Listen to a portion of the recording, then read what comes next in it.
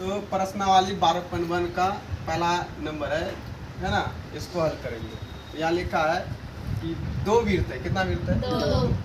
पहला वृत्त है 19 सेंटीमीटर और दूसरा वृत्त है 9 सेंटीमीटर। ये त्रिज्या दिया हुआ है।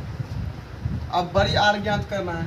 ये दोनों वृत्त का त्रिज्या मिला करके बड़ा वृत्त का त्रिज्या कितना होना चाहिए वही ज्ञात करेंगे। तो यहाँ लिखा वृत्त की परिधि बराबर हो गया दोनों वृत्त की परिधि। तो पहला वृत्त की परिधि और दूसरा वृत्त की परिधि।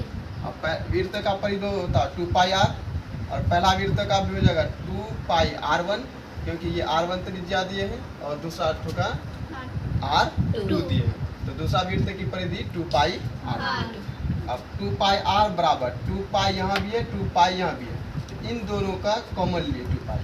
तो R1 यहाँ बचा और R2 ये बचा। तो कॉमन लेने के बाद तब यहाँ आया। तो 2 पाई R बराबर 2 पाई इंटू 19 प्लस R1 कितना दिया हुआ है?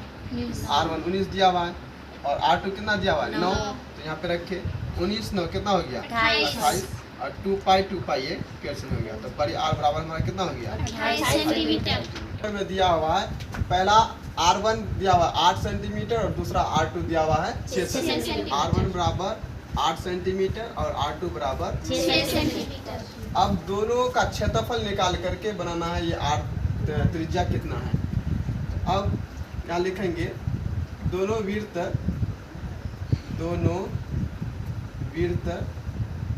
ये वृत्त का क्षेत्रफल बराबर दोनों वृत्त का क्षेत्रफल। अब वृत्त का क्षेत्रफल होता है पाई R स्क्वायर, क्योंकि बड़ा वृत्त का क्षेत्रफल देखना है त्रिज्या कितना है। अब दोनों वृत्त तो पहला वृत्त का क्षेत्रफल प्लस दूसरा वृत्त का क्षेत्रफल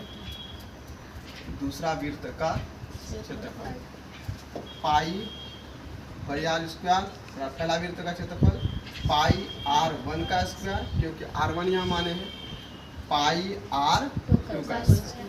अब पाई बड़ी R स्क्वायर, पाई यहाँ कॉमन लेंगे R1 का स्क्वायर प्लस R2 का स्क्वायर। ये पाई खत्म। अब लिखेंगे बड़ी R है ना, बड़ी R स्क्वायर बराबर।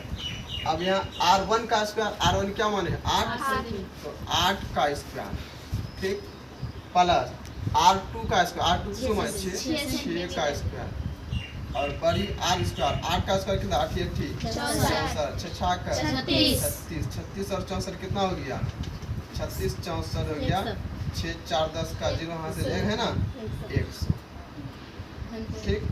अब R बराबर 10 का स्क्वायर कर सकते हैं, R स्क्वायर का हो जाएगा ये 10 का स्क्वायर 100 हो जाएगा स्क्वायर, ये स्क्वायर खत्म। अब बड़ी R बराबर 10 सेंटीमीटर, ये हो गया।